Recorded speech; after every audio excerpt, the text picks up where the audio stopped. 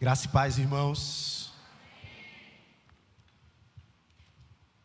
Privilégio é poder expor a palavra de Deus mais uma vez, sabendo que tudo que falamos, tudo que proclamamos não vem de nós mesmos, mas vem da graça de Deus que nos capacita e nos faz dignos de falar de tão sublime nome. Eu quero dizer que a nossa família foi extremamente impactada pela juventude do Farol. Lá nesse acampamento a gente foi muito bem acolhido, a gente vai levar vocês no coração, vocês são bênção demais. Eu estava comentando como é privilégio você ter uma juventude tão ativa num mundo tão complicado, num momento que vivemos na história onde o Evangelho se tornou um acessório para muitos jovens. Você vê jovens queimando sua vida no serviço ao Senhor. Isso é privilégio, isso é graça demais. E a igreja do Farol é extremamente abençoada pelo Senhor. Essa juventude é uma bênção. Deus abençoe vocês, meus irmãos. Nesses dias que estivemos lá no Acampege, o desafio foi trazer uma reflexão sobre como devemos resgatar valores perdidos, valores que foram abandonados, esquecidos, ou que, de certa forma, eles estão meio nublados em relação aos tempos que vivemos. Tempos de fato sombrios, onde o Evangelho, ele não tem mais, aparentemente, a força que tinha antes. Aparentemente, ele não parece tão relevante quanto era antes. E a pergunta que estávamos fazendo durante todos esses dias é: no que cremos? Como olhamos para a realidade ao nosso redor? E o Senhor nos conduziu por meio da perspectiva de cosmovisão, que vocês já estão craques em saber o que é cosmovisão, o povo que estava no acampamento. Cosmovisão são as lentes que nós enxergamos o mundo ao nosso redor. Como eu observo a cultura e de onde eu tiro todos os pressupostos que definem a minha vida. Como eu faço para escolher minha carreira profissional? Como eu faço para escolher meu relacionamento? Como eu faço para escolher minhas amizades? Todas essas coisas envolvem valores e princípios. A pergunta é: de onde tiramos esses valores e esses princípios? E caminhamos na perspectiva de que o Senhor nos exorta a retornarmos à palavra dEle e olharmos para ela, para que assim nós possamos ter bases sólidas para caminhar num mundo tão complexo, um mundo que naturalmente é inimigo do Senhor. E, pela graça de Deus, nós caminhamos na exposição daquela armadura que o apóstolo Paulo nos apresenta em Efésios, no capítulo 6. E olhando para aquela armadura, olhando para cada aspecto que Paulo nos apresenta, que está disponível no Senhor, que está disponível por meio da cruz de Cristo. Então nós falamos sobre o cinturão da verdade. Nós entendemos a definição bíblica de verdade. Nós caminhamos pela couraça da justiça, entendendo que a nossa justiça ela não serve de nada no mundo caído. Nós precisamos da justiça de um Deus justo. Nós precisamos nos vestir da justiça de Cristo para que possamos enfrentar os desafios da vida. Nós também olhamos para o calçado da preparação do Evangelho da paz, entendendo que a mensagem do Evangelho é o próprio Deus decidindo punir em si mesmo a ofensa pelo pecado que era nossa. Então, a grande notícia é que mesmo nós sendo culpados, o Senhor Deus decidiu punir em seu Filho a ofensa que era nossa, nos dando a justiça dele. E caminhando nisso, nós também falamos sobre o escudo da fé. Aquela fé que é a certeza de uma realidade que você ainda não vê, mas porque Deus falou, ela existe, ela está lá e ela é tão certa quanto o ar que respiramos. Então fé é a convicção de que a palavra de Deus, ela é tão sólida quanto essa mesa que pegamos.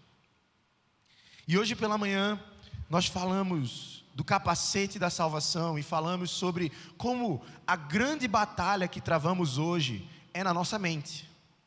São os nossos pressupostos, os nossos valores, é aquilo que povoa a nossa mente. É a partir da mente que nós estabelecemos o que nós queremos falar, fazer, com quem vamos nos relacionar. E vemos aqui na palavra de Deus como a salvação nos pavimenta um caminho para andarmos em conformidade com quem Deus é. Mas todos esses elementos são elementos de defesa. Se olharmos para a armadura, vamos ver que cada um desses aspectos são aspectos de defesa.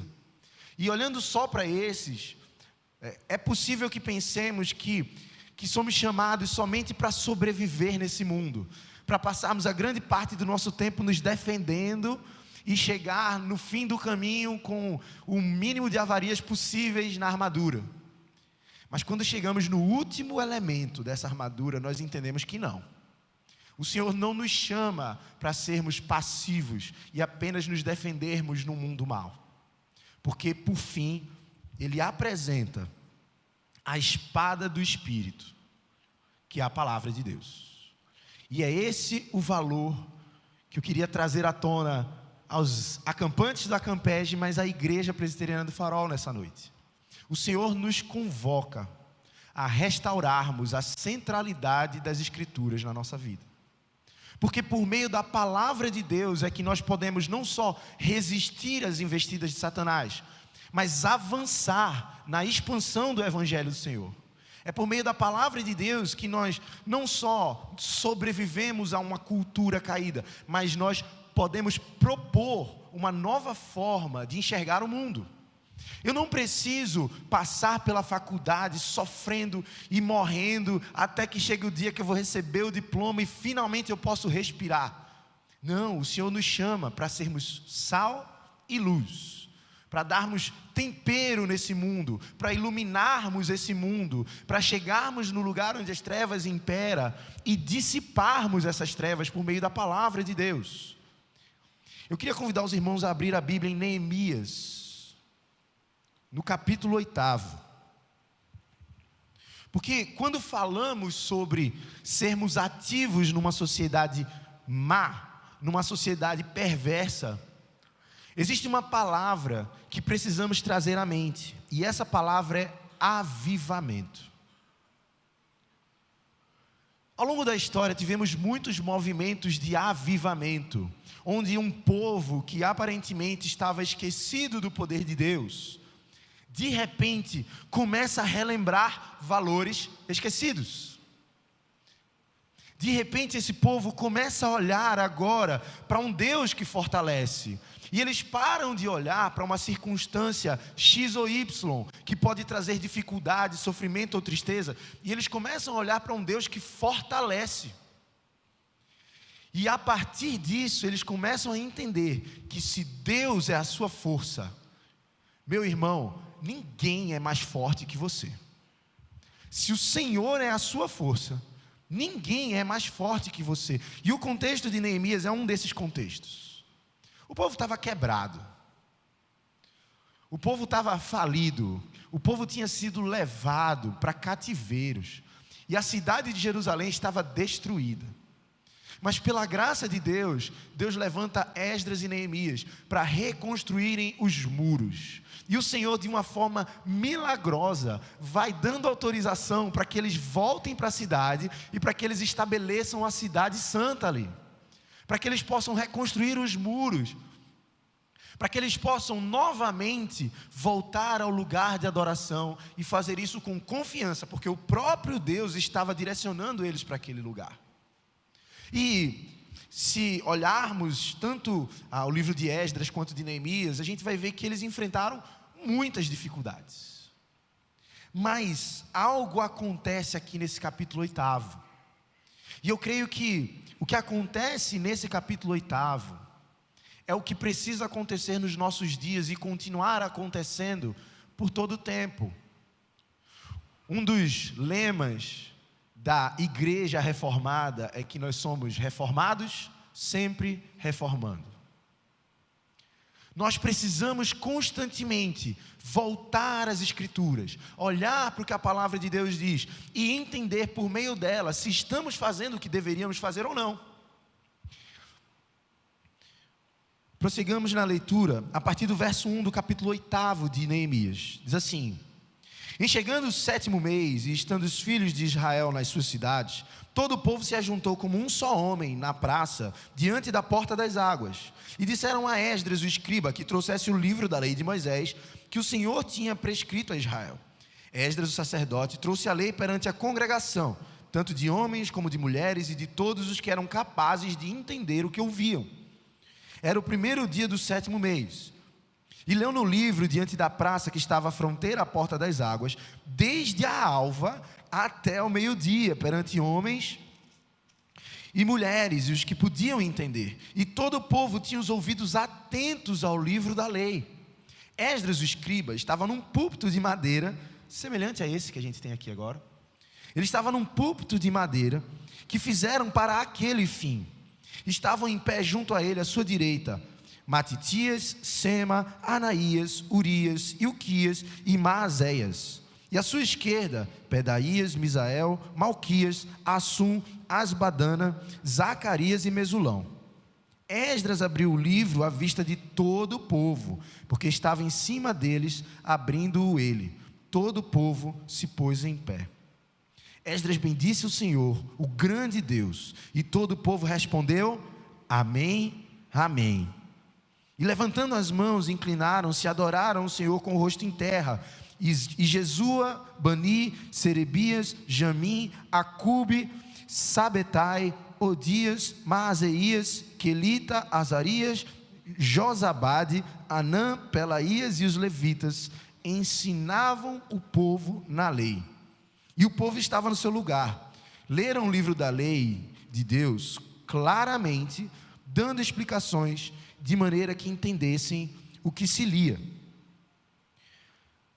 Neemias, que era o governador, e Esdras, sacerdote e escriba, e os levitas que ensinavam todo o povo, lhe disseram: esse dia é consagrado ao Senhor vosso Deus, pelo que não pranteeis nem choreis, porque todo o povo chorava ouvindo as palavras da lei.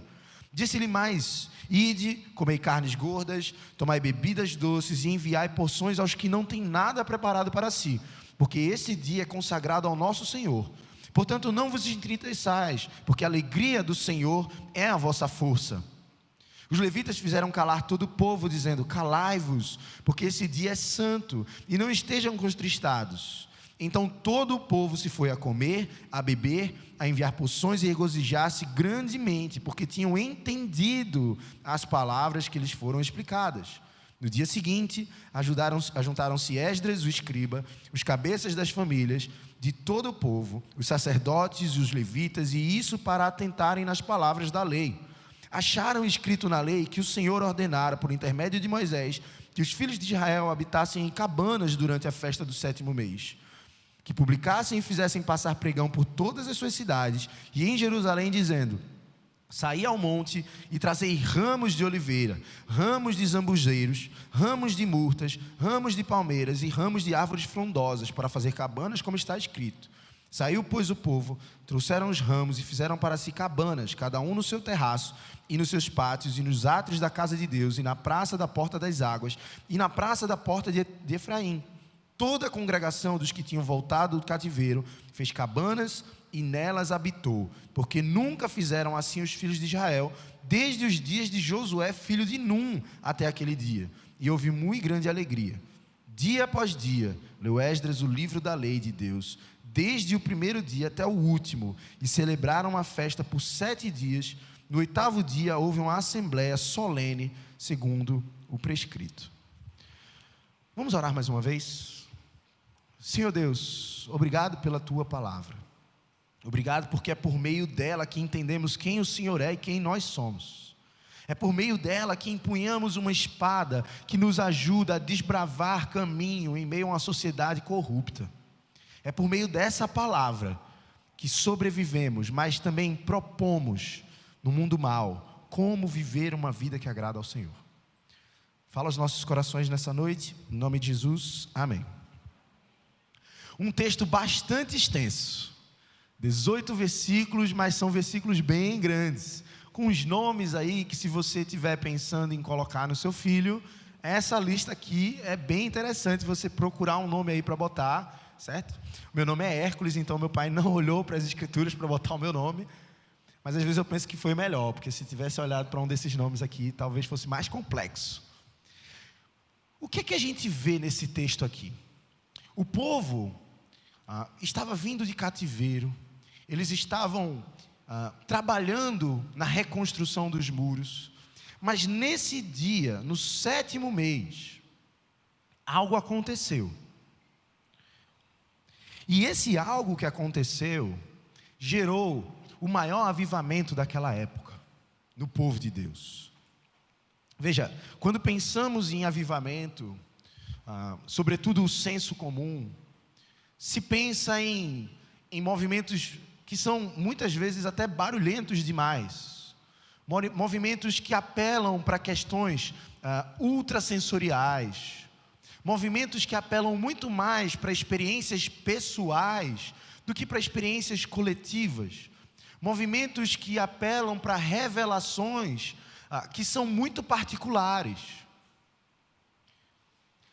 No senso comum é possível que avivamento seja isso, mas ao longo da história, vemos que os maiores avivamentos, aqueles que de fato impactam a história, aqueles que mudam a trajetória do mundo, esses avivamentos, eles acontecem quando olhamos para a palavra de Deus, entendemos o que ela diz e obedecemos. Nesse texto nós vemos um grande exemplo de avivamento, onde o povo ouve a palavra de Deus, entende o que a palavra de Deus está dizendo e obedece. Conversando no nosso primeiro ano de seminário, nós fomos para a Palavra da Vida na Argentina. E nós lá pudemos ouvir o testemunho de uma grande evangelista, a Sofia Miller.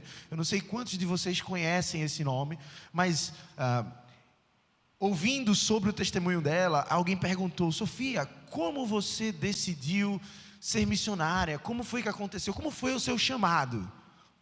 E a resposta dela é fantástica. Ela fez assim: eu simplesmente li uma ordem nas Escrituras e obedeci. Eu li uma ordem nas Escrituras de ir fazer discípulos de todas as nações. Eu ouvi isso, eu li na minha Bíblia e eu obedeci. Esse texto que lemos agora, ele mostra como nós podemos hoje, agora, neste momento, provocar um grande avivamento, não só na cidade de Maceió, não só no estado de Alagoas, não só no Nordeste, mas na história. Um avivamento que impacta a história. Esse avivamento, ele é descrito no livro de Neemias como um retorno à suficiência da palavra de Deus. Um retorno para a voz de Deus revelada na sua palavra. E esse avivamento, ele é apresentado nesse texto em 3 passos. O primeiro passo nós vamos ver dos versos 1 a 6, que é quando o povo olha para as Escrituras na mais alta conta. Eu estava falando com o pastor Felipe que quando eu entrei aqui na igreja eu me senti em casa, porque a disposição do templo é muito parecida com a disposição do templo da minha igreja. Você sempre tem o púlpito num lugar mais elevado, no centro da igreja, e isso comunica que a palavra de Deus é central no culto a Deus. Mas existem muitos movimentos hoje que têm minimizado a importância da palavra de Deus no culto ao Senhor. E você de repente tem tantas coisas que a palavra de Deus fica lá espremidinha na liturgia, como sendo um acessório que precisa ter, porque se não tiver, aí o irmão pode falar alguma coisa, né?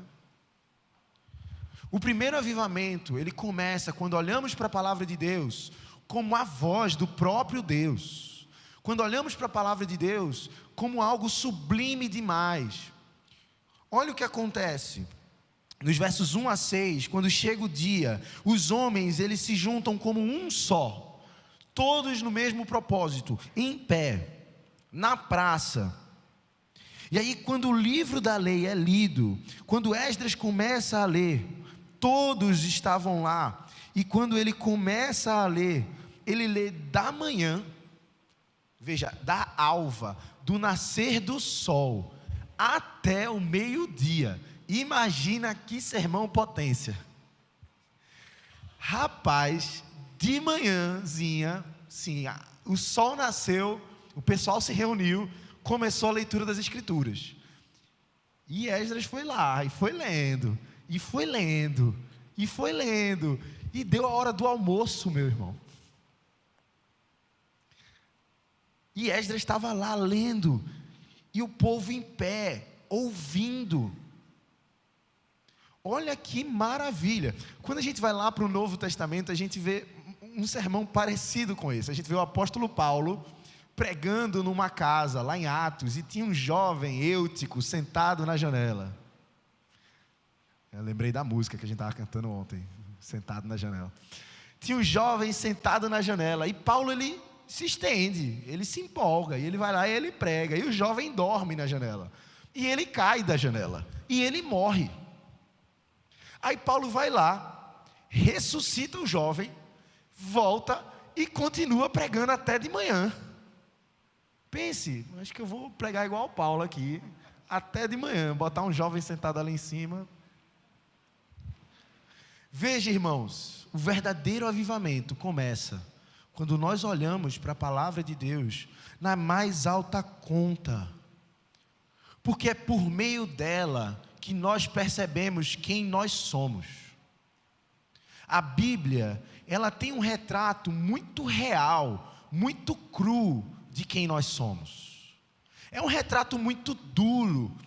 Uma das pregações que tivemos lá no acampamento foi em Romanos, no capítulo 3, que mostra a realidade da nossa própria injustiça, de como não há ninguém justo, de como todos nós nos extraviamos, de como a nossa boca é um sepulcro, de como os nossos pés são rápidos para fazer o mal, de como o nosso coração é desesperadamente corrupto. Esse é o meu e o seu retrato nas Escrituras. Se nós não olharmos para a Bíblia como a verdade, como a palavra de Deus, nós nunca vamos entender como o nosso coração é mau e como nós precisamos desesperadamente de um Salvador. Se não olharmos para as Escrituras em mais alta conta, nós não saberemos como responder às questões de um mundo desesperado. Nós estamos, pela graça de Deus, saindo de um período de pandemia, onde as marcas ficaram profundas demais, onde nós perdemos pessoas queridas demais, onde nós nos distanciamos de pessoas e o índice de frequência nas igrejas caiu vertiginosamente, porque as pessoas simplesmente estão com medo. E isso é terrível, o mundo está em desespero. Aonde nós podemos encontrar palavras de esperança? Como nós podemos ser confortados num mundo em desespero, se não pela palavra de Deus? Se nós não considerarmos a palavra de Deus em alta conta, nós não temos nada. Se nós não olharmos para a palavra de Deus como uma rocha firme para pisar, nós estamos perdidos. Porque o mundo é trevas, e a palavra de Deus é a lâmpada para os meus pés. Então, a primeira característica de um grande avivamento é nós considerarmos a palavra de Deus na mais alta conta. Mas não só isso, porque é possível que nós consideremos a palavra de Deus na mais alta conta.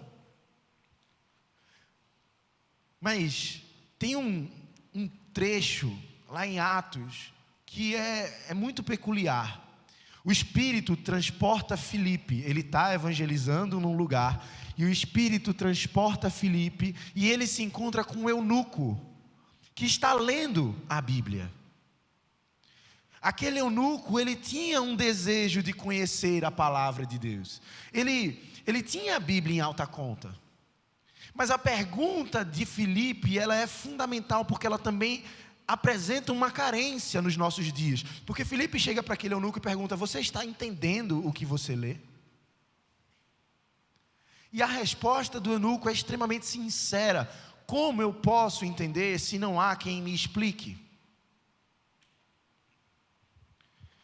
Se o primeiro passo para um grande avivamento é olhar para as Escrituras na mais alta conta, o segundo passo para um real avivamento é não só olhar para a Bíblia nessa conta, mas é ensinar a palavra de Deus ao povo de Deus com toda diligência. Nós somos conhecidos como o povo do livro. O apóstolo Paulo, ele fala que, na verdade, Lucas, registrando as declarações de Paulo lá em Atos, ele fala que os de Bereia eram mais nobres de todos. Porque enquanto Paulo ensinava, eles examinavam nas Escrituras para ver se aquilo era de fato assim. O Senhor Jesus fala que o povo perece por falta de conhecimento. Muitas vezes nós temos a nossa Bíblia, nós amamos o Senhor, mas nós não conseguimos compreender o que a palavra de Deus fala sobre questões mais básicas da vida. Por exemplo, com quem eu devo me casar?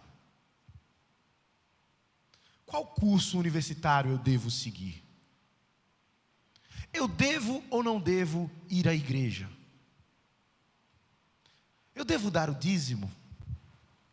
Como eu devo pensar em finanças? Como eu tenho que administrar meu dinheiro? São questões que nós lidamos no dia a dia, mas parece que para essas questões, que são justamente as que movem nossas escolhas, nós não entendemos que a Bíblia fala sobre isso. Para questões do nosso cotidiano, nós precisamos de homens e mulheres que ensinem a palavra de Deus ao povo de Deus. E meus irmãos, por mais que nas nossas igrejas hajam pessoas que o Senhor tenha chamado especificamente para esse ministério, que são os pastores e presbíteros, isso é um sacerdócio de todos os crentes. Nós somos chamados a conhecer o Senhor e a proclamar todos os seus feitos. Quando vamos lá para Mateus 28, lá nos últimos versículos, o Senhor Jesus fala que os discípulos, eles tinham que ensinar as pessoas a guardar todas as coisas que Ele tinha ordenado. Então, basicamente, o chamado, a vocação do crente é ensinar pessoas a ensinar pessoas a ensinar pessoas. O apóstolo Paulo, em 2 Timóteo, ele fala que Timóteo, ele tem que ser apto a transmitir a palavra que ele aprendeu a homens fiéis, que também sejam capazes de ensinar a outros homens fiéis, e outros homens fiéis, e outros homens fiéis. Se nós estamos aqui hoje, lendo a palavra de Deus, é porque gerações antes de nós obedeceram a ordem de ensinar ao povo de Deus a palavra de Deus. O avivamento começa quando olhamos para as Escrituras na mais alta conta, mas também começa quando nós decidimos conhecer e ensinar a palavra de Deus. Nós precisamos de pessoas preparadas para o ensino. Na congregação, sem dúvida alguma, o Senhor derramou dons de ensino. Quem sabe você não é a resposta do Senhor para um avivamento na sua cidade, por meio do ensino da palavra de Deus. E esse ensino, ele não só precisa ser feito urgentemente, mas ele precisa ser feito claramente. Ensinar a palavra claramente. Você está disposto, meu irmão, a investir do seu tempo, a investir do seu dinheiro, a investir do seu choro na vida de outras pessoas? O discipulado é a maior ferramenta que temos para fazer homens e mulheres conhecerem o Senhor. Caminhar junto. Escolha alguém aqui nesse meio e decida: eu vou caminhar com essa pessoa. Pela graça de Deus, o que não falta é trabalho. O que não falta é trabalho. Uma dica que eu dou para os adolescentes lá da igreja que a gente discipula é: rapaz, se você não sabe o que fazer, me procure que eu tenho uma lista. Se você não sabe por onde começar, me procure que eu sei. Procure seu pastor. Fala: pastor, beleza, ouvi a palavra de Deus, eu quero ensinar. Ele fala: opa, maravilha. Mas não só olhar para as Escrituras em alta conta, não só ensinar o povo de Deus a palavra de Deus, mas o terceiro passo de um verdadeiro avivamento é obedecer todas as coisas que a palavra diz. Veja só, dos versos 13 a 18, o povo ouve a palavra de Deus, o povo compreende porque homens bem treinados estão ensinando esses homens a compreender, e a partir do verso 13 nós vemos a atitude do povo. O povo se ajunta e eles começam a perceber que existe uma festa que Deus estava estabelecendo na sua palavra, e essa festa não era de qualquer jeito. Existiam passos que o povo tinha que dar para que o Senhor aceitasse. E o que é que eles fazem? Eles não dão desculpas, ele fala, Deus, mas eu não sabia, então vai desse jeito mesmo agora.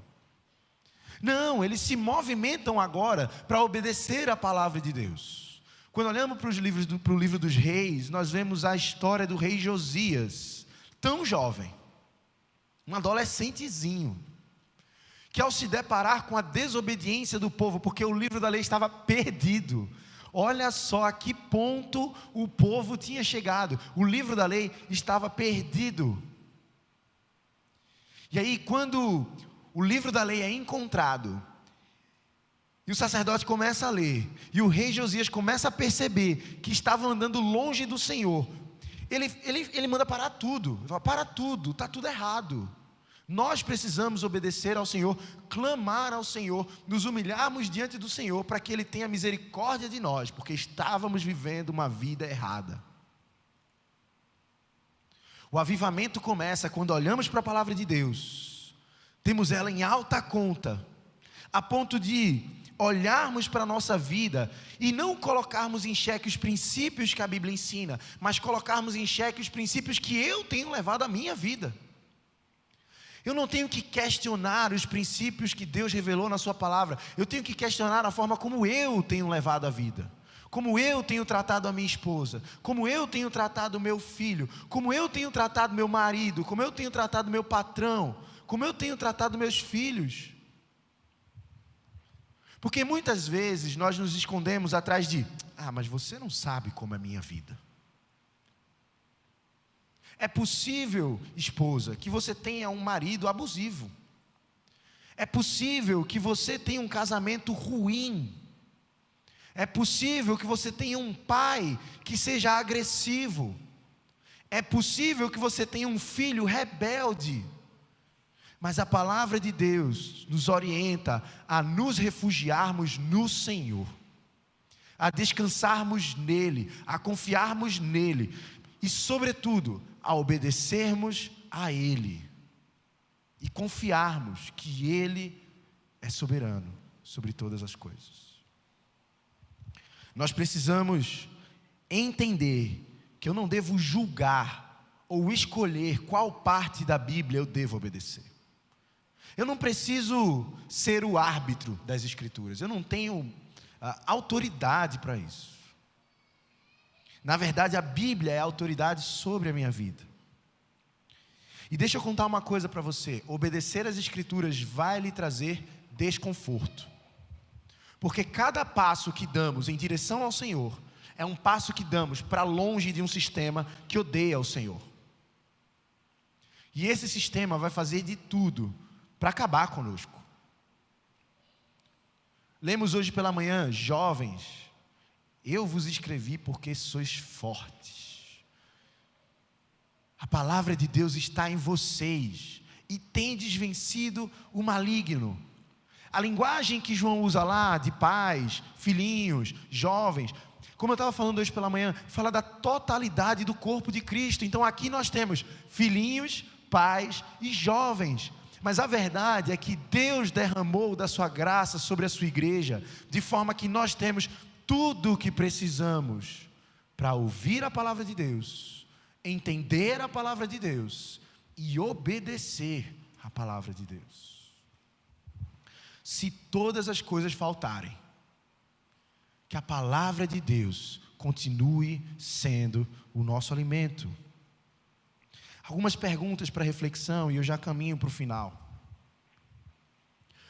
Como você olha para a palavra de Deus? Uma cultura tradicionalista vai ter a Bíblia aberta no Salmo 91 dentro de casa, pegando poeira. A Bíblia, ela não é um objeto místico, que pelo fato de você carregá-la, você vai ter uma proteção especial. A Bíblia, ela não é um símbolo de quem você é. A Bíblia é a palavra viva de um Deus vivo. Como você olha para a palavra de Deus? Ainda hoje pela manhã falamos que não adianta eu falar que eu amo o Senhor, se a minha vida diz o contrário. Da mesma forma, não adianta eu dizer que eu considero a Bíblia em alta conta, se eu não gasto tempo com ela. O tempo que você gasta com a palavra de Deus determina o quanto de Deus domina o seu coração. O quanto da palavra de Deus você considera nas suas decisões. Se a fonte que nós buscamos as nossas escolhas é uma fonte podre, não espere nunca jorrar água limpa. Se a fonte das nossas escolhas não é a palavra de Deus, nós somos uma fonte poluída. Precisamos ter a palavra de Deus em alta conta. Uma segunda pergunta: há quanto tempo você está na comunidade dos santos? O autor aos Hebreus, ele vai falar no capítulo 5 de homens que estão há muito tempo já vivendo na fé, mas que, por alguma razão, eles continuam sendo crianças na fé. Ele fala: a essa altura vocês já deviam ser mestres, vocês já deviam ensinar a outros, mas vocês continuam sendo crianças na fé. E ele vai falar isso não da forma boa que Pedro fala, não da forma da inocência que uma criança deve ter. Ele fala na perspectiva da imaturidade mesmo, de não conhecer o que a palavra de Deus diz. A minha pergunta é: há quanto tempo você está na igreja? Há quanto tempo você vem domingo após domingo ouvir sermão e você não muda? Há quanto tempo você tem ouvido que o Senhor quer um relacionamento sério com você e você ignora? O Senhor Jesus nos convida a uma seara que é grande demais, mas que tem pouquíssimos trabalhadores. Tem uma máxima que eu ouvi a minha vida inteira e eu acho ela fantástica: crente que não trabalha, dá trabalho. Meu irmão, se você não está somando na obra de Deus, na igreja de Deus, você está atrapalhando o desenvolvimento da obra de Deus. O Senhor Jesus é muito claro: quem comigo não ajunta, espalha. Agora, nós precisamos entender que isso não diz respeito a, então quer dizer que eu não posso pecar, que eu não vou pecar. Não é isso que o Senhor está dizendo. Ele está dizendo que Ele, no momento que você foi convertido, Ele derramou dons e talentos na sua vida. Use esses dons para a glória dEle. Você tem dons. Se você foi salvo pela graça, você é chamado a trabalhar no corpo de Cristo, para a edificação da igreja de Cristo. Devemos ensinar de modo que Ele cresça e nós diminuamos. E por fim, você tem ressalvas mentais sobre as Escrituras? Ressalvas mentais são questões da Bíblia que você lê e você não fala para ninguém que você não acredita ou que você não obedece, mas na sua mente você está dizendo assim: ó, isso aqui não é para mim. Ou você está achando que de alguma forma aquilo não se aplica a você. Por exemplo, o apóstolo Paulo, escrevendo aos Tessalonicenses, ele nos orienta a orar sem cessar. Aí você olha para esse texto e fala assim: isso não é para mim. Agora, você não fala isso. Isso não é algo que você verbaliza, isso é algo que você pensa. Porque se você vive uma vida que não tem a oração como um ponto constante, você está dizendo na sua mente que esse texto não é para você. E você se torna automaticamente o que a gente chama de ateu prático. É alguém que até conhece ao Senhor, até ama ao Senhor em algumas áreas, mas em outras tantas você desconsidera quem Deus é. Se somos servos do Senhor, lhe devemos obediência. O avivamento começa quando olhamos para as Escrituras em alta conta, quando aprendemos o que ela fala e quando obedecemos a ordem do Senhor.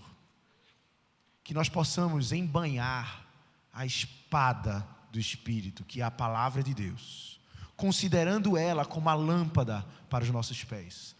Jovens, vocês voltaram. A gente não está mais no Acampege. A gente não está mais dormindo e acordando na resenha, todo mundo junto. Amanhã você volta para o seu contexto. Mas volte para o seu contexto, vestindo toda a armadura que Deus te dá. Meus irmãos que não estiveram no Acampege, essa armadura é para vocês também. Mas essa armadura não é para uma batalha específica. Essa armadura é para quando nós voltarmos para a nossa casa, olharmos para nosso cônjuge com os olhos da palavra de Deus, amando-os, respeitando-o, como Cristo amou a igreja para nós, maridos, e como a igreja espera pelo Senhor para as esposas. Construindo um lar cristão baseado na palavra de Deus, independente do que a sociedade lá fora diz. Que possamos nos revestir de toda a armadura de Deus, para que possamos permanecer firmes quando o dia mau vier. Que o Senhor aplique a palavra aos nossos corações. Deus abençoe.